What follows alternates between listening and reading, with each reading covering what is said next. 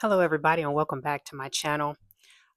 Today's message is going to be a continuation of the message that I posted yesterday, the Counterintuitive Church. And the reason why I'm coming back on for like a part two is because when I was talking to Yahuwah yesterday about the video, I know I didn't give a whole lot of insight and information into the dreams that I had. So I asked him, was it okay for me to share those dreams or share the dream that led to him telling me about the church being counterintuitive. And so that's what I'm going to do today. I am going to tell you guys the dream that I had. So in this dream, I was in a hospital. I was in a random room, and I saw this, I guess what you would call a transporter or an orderly. He was transporting this baby in like this chair. It was a newborn, but this baby was sitting up in the chair, and he brought this baby into the room. And I saw this baby. And then right after he brought the baby, I saw this baby's grandmother and then the baby's mother walk into the room where I was, and they kind of stood afar in I guess what you would say, the far right corner of the room. And they were just kind of standing there. They didn't do anything, they didn't move. So I'm kind of standing back at a distance and I'm watching this transporter, bring this baby in. And I saw it. It was a male, it was a baby boy, a brown skinned baby boy. So when I turned back to look at the mother and the grandmother of this baby, by the time I turn back around, this baby is now in like the baby bed that's in the hospitals. It's got the clear glass around the bed and all those things. And so the guy that transported the baby, he was over the baby now, and he was just kind of looking at the baby. So when I looked a little closer at the baby was back in the amniotic sac. And if you've dealt with pregnant women or seen pictures of things on TV or YouTube about babies in sacks. They are in like a clear sack, and it's filled with amniotic fluid. And so this baby was laying in this baby bed. It was born. It was outside of the mother's womb, but it was laying in a full sack of amniotic fluid. It wasn't burst or anything. It was just a full sack. So I could see this baby, and the baby, was crunched up in, like a baby position, scrunched up, didn't have very much room. So I started to walk closer because I was intrigued. I was like, what the heck is going on? Why is this baby still in the amniotic sac and it's not inside its mother? Okay. So as I got closer to the baby started to poop. And anybody that knows when a baby poops inside the amniotic sac, that's not a good thing because that can cause infection to the baby. It could be very bad for the baby's health. So it started to poop little pellets, like little bitty round pellets. And I'm looking, I'm like, oh my goodness, that is gross. And then it starts to poop out like little white feathers. And you could see this, and all this stuff is swirling around in the amniotic sac, in the amniotic fluid. So I look up at the baby's face, and the baby is kind of like, he's scrunching up his face. He's like, his eyes are still closed, but he's starting to taste what's inside that amniotic fluid. He's starting to taste his waste, and he's starting to make facial reactions regarding it. So I look back down towards the baby's bottom, and out of the baby's bottom comes this huge log of feces. I mean, it's probably about this round coming out of this baby's, behind. And it's pushing out like a log. If you've ever seen a Tootsie Roll, just imagine a Tootsie Roll magnified to probably about that size there. And that's what was coming out of this infant. And so it pushed out so much so to where it didn't have any more room to go because you remember the baby is still in the amniotic sac. And so I woke up, or the dream switched, or I can't remember. Anywho, the meaning of the dream, the infant is the church. Now, the first time the baby presented itself, the baby was already born. They were bringing it into the room. This is the church, the prior church. What the church was at first. It was, it was birthed. We know that the church was birthed. The word talks about it was birthed, starting with Peter. Okay. So we have this church that's already birthed.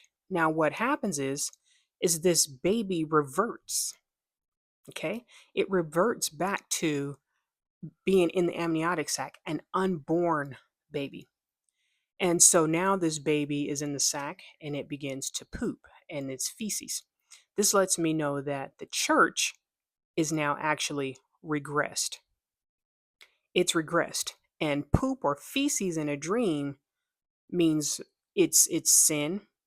It could be all types of sin: unforgiveness, unrepentance, rebellion, all the works of the flesh, perversion, homosexuality, corruption, you name it. And this baby represents the church. So this baby is pooping out the bad stuff, right? And this little white feathers and stuff comes out. White represents a purity. So there's still some purity, there's still some remnants of purity in the church. But now what comes out of this baby next is a massive log of poo. And so, like I said, this poo represents uncleanliness. Feces is getting rid of bad things out of the body, getting rid of bacteria, getting rid of things. So this is indicative of the church now getting rid of bad things, bad bacteria, old things. And I'm in there witnessing this. So what the church is actually going through is going to be a new spiritual rebirth, but it's got to get out of it all that old corruption. So you've got, and I had to write down some things because the Ruach started to speak and, just kind of let me know. And that's when he was letting me know that there's, just all kinds of decay and corruption, sin in the church. Um, and he let me know that it's not going to last always. Just like a baby can't stay in the amniotic sac, it has to be born. This baby is going to have to be reborn, but there are some things that this baby or this church has to get rid of. And so that's the first part of the dream that he was letting me know. Now, the next night, no, I shouldn't say the next night, it was later on that week, I had a second dream. I'm back in a hospital again. Okay. So now we know the hospital, okay, is indicative of the church. The baby is indicative of the body of Yahuwah, or the body of Yahusha. Um, and so I'm walking down this hallway. My son is behind me, and then my mother is behind me. And there's this doctor. He starts walking up. He bypasses my mother. He bypasses my son. He's walking behind me, but I'm not walking fast enough for him. So he's kind of trying to walk up on me really fast to make me speed up. And I'm like, I'm not going to speed up. But what I will do is I will step to the side and let you go on and go past. So when I stepped to the side, he walked past me, but instead of just keeping on going, he bumped me. Like, he didn't need to bump me. He clearly had a clear path, but he hit me and pushed me, a little bit out of the way. And once he got past me, now prior to this, he was like I said, he was a doctor. He looked more Middle Eastern or something like that. He had on blue scrubs and, a white medical coat. When he passed me and bumped into me, when he got in forward of me, he changed. He changed into a shorter Asian man, and this man had on an all black set of scrubs. And he had his inscription, what his name was and his profession, or his DDMs or DOs or whatever. And I didn't get a good look at it, but he didn't look like a medical doctor. He looked like a doctor of orthodontist or something like that. I don't know what OD or DO means in the doctorate field. But anyway, he was in this hospital, and he bumped into me. And then when he bumped into me, he transformed into somebody else. And so when he passed me by, when he shifted, I walked up on him and I said, "You don't hit me. You don't bump into me." And I bumped him back. And when I bumped him back, he got really angry. And so there was a door in front of him. He opened the door. He made a right-hand turn and started to walk down another hallway. Now, mind you, um, I'm in a hospital, and you guys know what hospital corridors and hospital hallways look like. So he turned right and walked out of the door, walked down another hallway. And so I walked out the door behind him to see where he was going. And when I looked over to my right, he was down on his knees, beating his chest. And like when Asian people beat their chest, it's something that's grievous to them. It's something like very bad, or they're really, really upset about something. And so I'm looking at him, he's on his knees beating his chest. So I turn back around and walk away. I go back to the door that I had came through, the door that both of us came through. And there was like a little waiting area to my right when I went back through the door. So I went in there and sat down. Me and my son were sitting there trying to eat, or, get some food or drink or whatever. And so there was some other people that came in the room, and they were, it was a waiting room. So they sat down and they were waiting. There was a man, it looked like a security guard. He was like, I need you to stay here because something is going on with that man out there. And so I was like, okay, fine, I can stay. So maybe in the dream, maybe about 2 or 3 minutes pass. The man comes back. He's like, you can't go anywhere. He just died. And I'm like, okay, he died, but what that got to do with me? So I sat there, I guess they were going to call the police and do an investigation or whatnot. But what they wanted to do was pin his death on me. I wasn't the cause of his death, things like that. So I waited in this room. Finally, I had to use the restroom. When I got ready to use the restroom, this dog walks into the waiting room. And I'm like, where the heck did this dog come from? We are in a hospital. There's a pit bull dog now in the waiting room in the hospital. So I walk down the hallway. I try to find a restroom because I got to go really bad. I get into the bathroom. I'm trying to get away from this dog because I can't shake it. It's all up on me. It's not really aggressive, but it's not really, it looks more scary than what it really is. It never bit me. It never growled at me. None of that. It was just really adamant about staying with me. And so, like I said, I got to the hospital, to the restroom, and as I'm going in the restroom, I got this baby on my hip. It's my grandson.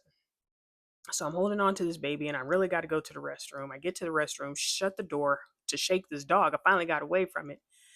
And as soon as I get ready to sit down to use the restroom, this dog busts into the room, grabs the coattail of my jacket, and won't let go. Just holding on, won't let go. It's not biting me. It's not aggressive. It just will not leave me alone. So I get ready to use the restroom, and I realize the door is transparent. So people can see, if they walk past, they could see me. They could see in or could see out.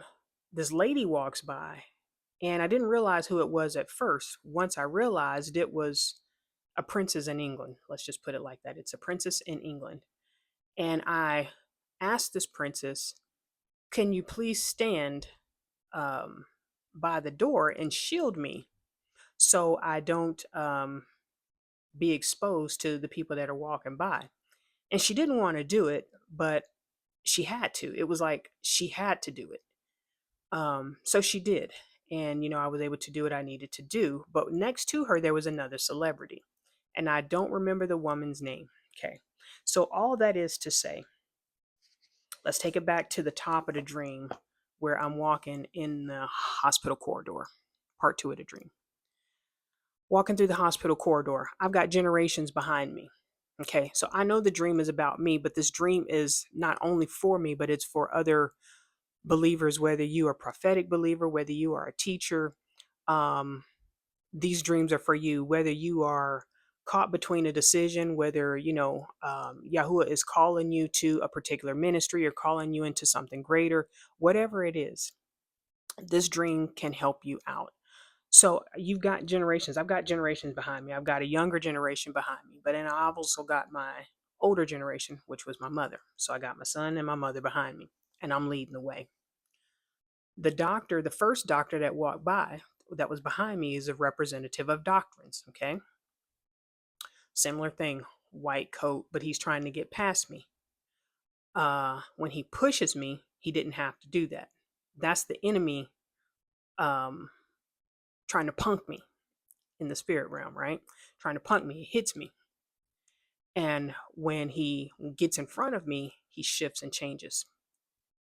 And that shift and change is the false doctrine that's going forward and coming out of the pulpit or coming out of the church. It's supposed to be, doctors are supposed to be there to help the sick, but this doctor was the enemy. He wasn't helping the sick. This false doctrine, or this doctor, represented the false doctrine that's going on in the church, and they're not helping the sick. They say that the church is a hospital for the sick, but and oftentimes now the way that the church that we see today is not a hospital for the sick. It's a hospital for collecting tithes. It's a hospital for pushing agendas. It's a hospital for everything other than what it was set for, because there's so much going on. We're not teaching who Israel truly is. We're more concerned about collecting tithes. We have preachers that are more concerned about getting their face on the next poster. We have leadership that's fighting for positions. We have lay members that are coming into the church, bringing their worldly ways into the church, not being reprimanded, doing what they want to do. You have leaders in the church sleeping with members. You have homosexuality not being addressed in the church. You have all kinds of fornication going on. These false teachers are not being sat down. These false preachers are not being sat down. They're not being reprimanded. None of that, because of this false doctrine that the enemy has um, bled into the church through all these wicked teachings and all these wicked pastors and all these wicked preachers that don't really know the word of Yah. They serve him with their mouth, but their hearts are far from him. This is the body of Yahuwah in general, the body of Yahusha. I don't like saying the word Christ, so sometimes I interchange the word, and you understand what I'm saying. The body of Yahusha is being infiltrated. So this dream was letting me know that for us as believers, the true believers, the ones that know the truth about Yahuwah and who his people are, who the chosen people are, and we're not standing up for the false doctrines, and we're fighting back against the enemy. You're not going to bully us. You're not going to make us cower down. You're not going to push us to the side. We got a message that we got to give. We got a mandate that we have to adhere to. And so when this false doctrine, or this doctor, walked out of the room, he went outside and he started beating his chest. He was so angry because he was challenged and pushed back on. This false doctrine, it don't want to be challenged. It doesn't want to be pushed back on. These church members, or leaders in the church, they don't want to be pushed back on. They don't want to be reprimanded. They're fine with sitting in that sin, and they're fine with doing what they're not supposed to be doing. Okay?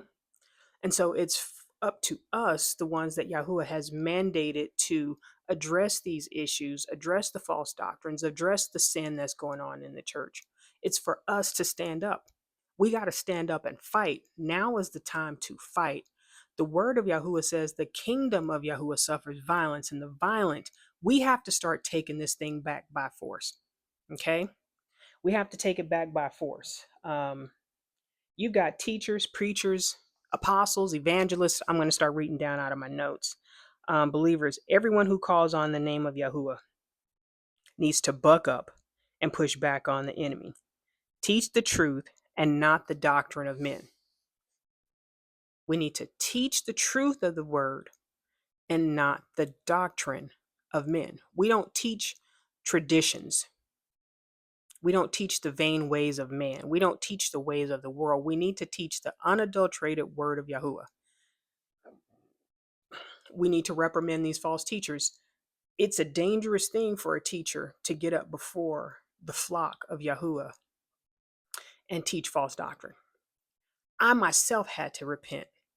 I was a whole minister in the church teaching what I learned from theologians, teaching what I learned from people who were ministers, renowned ministers. But I was teaching in error. You hear what I'm saying?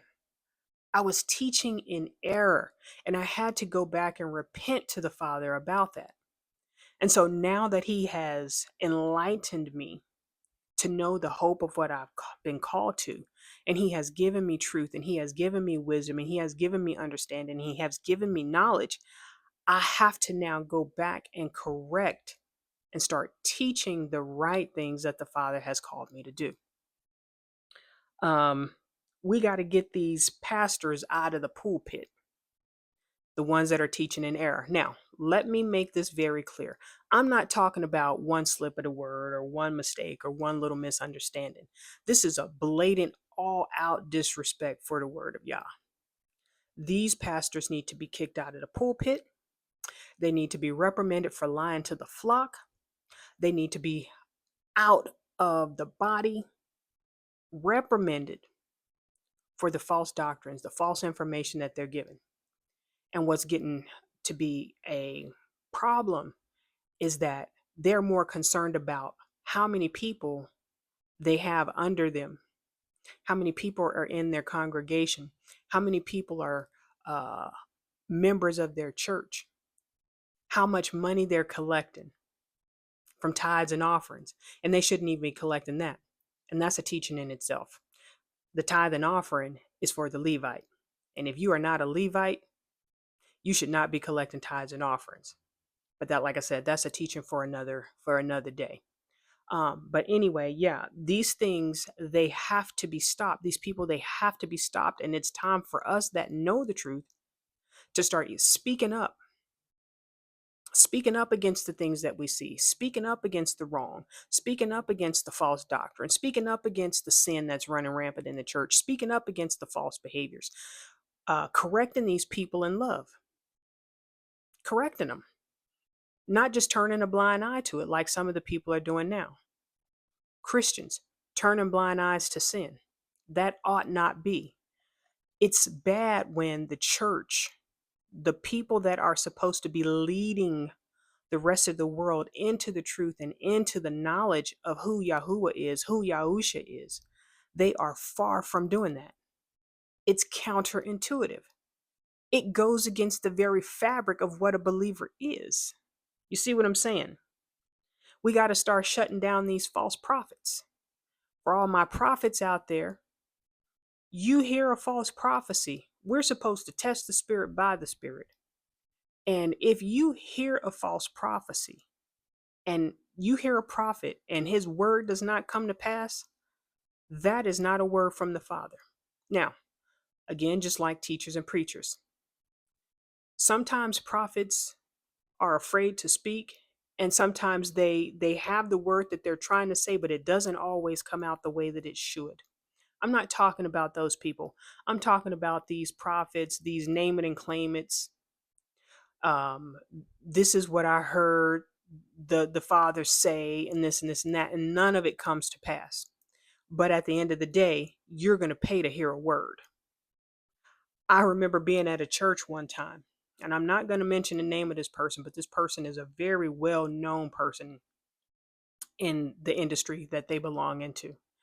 And so this particular person was giving prophetic words to people. And you have the $100 line. So you had the $100 prophecy word. Then it went down to 50 and 25 and then so on and so forth. Then at the end, this person started handing out pictures of a particular family member that they had. And they were saying, well, if you ain't got no money, just come on up and we're going to give you a word. So what about all the people that spent $100? What about all the people that spent $50? What about all the people that spent $25? If you're paying for a word, that is witchcraft. That is witchcraft. It's deception. It's deceitful. It's satanic. It's demonic. And these people need to be stopped. And it's time for us as the true believers, the true prophets, the true mouthpieces of Yahuwah to start speaking up and standing up against this foolishness that's going on in the church and all this sin that's running rampant in the church. And I'm not rambling. I'm getting all this stuff out, because I'm tired of the enemy trying to punk me and not speaking what thus saith Yahuwah. Okay? So if you got somewhere to go, go on and go. If you don't like what I got to say, bye. I got to get it out anyway. Those days are done. We got to bring the enemy down to his knees. So when I saw that doctor in the dream and he was down on his knees and beating his chest, we got to beat that enemy down. If they buck up to us, we got to buck right on back. you know, because they're out there. Satan has mandates for them. They have to destroy as many believers as they can. They have quotas that they have to meet. And I know some of you are not privy to that information, but there are quotas that these people have to meet, whether it's killing them, destroying their lives, so on and so forth. Okay. Now, some kind of way we got that twisted, and we feel like, oh, okay, well, we don't kill people. Don't, no, we don't. But we do annihilate the spirits of the demons. We know spirits don't die, but we can kill their works. How do we do that? We go to the Father and ask him, Father Yahuwah, this is what's going on in the spirit realm. This is what I see. What do you want me to do? We pray. Our prayer is our weapon. The word of Yahuwah is our weapon. We don't fight against flesh and blood. Okay? We're fighting against principalities. We're fighting against rulers in high places. And the way that we're going to kill their works and stop their plans and thwart their attacks is by fighting back with the word of Yahuwah. That's how we kill their agenda. Okay? We have to learn how to kill their agenda. Our Yahuwah, he's not a weak Elohim. Okay? He's not weak. And somewhere along the line, we got it twisted. Like he stopped reprimanding and he stopped doing and he stopped being valiant. Somewhere along the line, we forgot that. And we think he's some type of soft, passive Elohim. He's not soft and he's not passive. We have to be bold enough and stop this enemy right in his tracks. When you see it, you need to start going into preparation, whether it's fasting, whether it's praying, to stop this enemy and stop the attacks. And we have to do it because there's people that depend on us. Like that dog wouldn't leave me alone in the dream. That dog was literally hanging on to my coattail wherever I went, even when I was using the bathroom. These people are going to be so hungry for the word. They're going to be so hungry for the truth. They're going to be latching on any way we can. Just like the Samaritan. Even the dogs eat the bread that falls from the master's table. The Gentile, and I don't want to say it like as a derogatory thing, but we do have Gentiles. They are likened unto the dogs. Okay. I'm not putting anybody down. I'm using a biblical example. Okay. But this is what this represented. These people are desperate to get the truth, and we have to make sure that we're getting that truth out to them. We cannot afford to be passive with this thing. The reason why I'm back on here again is because I can't be passive. I got to get this message out. And it may seem like I'm rambling, and that's okay. But I'm being obedient to the Father. I'm new to this. Many of you will be new to it. You'll go through the same thing. You'll have your own challenges. You'll have your own shortcomings. You'll have your own fears that you'll have to overcome. And it will seem like times that you're rambling. But as you continue to do and as you continue to grow, it gets better. It gets easier. It's just like when you started your first job. Nobody knows what they're doing on day one. But after 6 months, you've pretty much got the hang of it. After a year, you kind of feel like, all right, I know what I'm doing. Okay? It's the same thing with this. When I saw one of the princesses from this English country, what the Father was letting me know is that where we're getting ready to go as believers, as he reclaims us back, as he calls us back to the truth, is that even the nobles, the powers that be, they are going to have to do what the believers are telling them to do. No more is it that they call all the shots. They control everything that's going on. That day, when it's scheduled from Yahuwah, that day is coming very quickly, where even the nobles, even the elect, the people that run this country, the people that run the world, the powers that be, they will be brought down into submission. They're not going to want to do it, but they're going to have to do it. You hear what I'm saying? Leaders will begin to humble themselves at the commands of the children of Yahuwah.